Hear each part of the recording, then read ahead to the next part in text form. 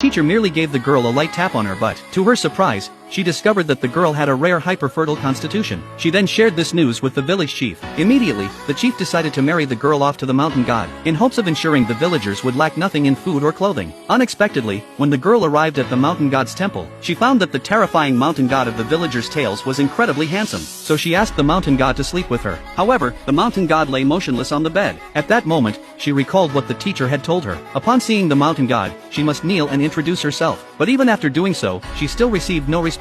She guessed that the mountain god might be in a secluded cultivation retreat. The teacher had said that each time the mountain god cultivated, he would sleep for 10 days without waking. If she could not awaken the mountain god, she would not be able to leave alive. But awakening the mountain god required 5 rituals, each indispensable. The first ritual was to make the mountain god hear, so the girl picked up a bell nearby. Then she fastened the bell around her ankle. She shook it slightly, and it emitted a pleasant chime. Hearing the bell, the mountain god's ears twitched a few times. At that point, the girl began the second ritual, which was to use incense to awaken the mountain god's sense of smell. She approached the bed and discovered the mountain god's feet were shackled with iron chains. Seeing this, she felt very puzzled. She could not understand why the mountain god had locked himself to the bed. Without time to think further, the girl began to remove the mountain god's clothes. Looking at his handsome face and athletic physique, the girl felt her heart race. Next, she retrieved an incense burner. Then, following the teacher's instructions, she scattered incense ashes on the mountain god's chest. The third ritual was to awaken the mountain god's sense of taste, since the mountain god was in a deep sleep.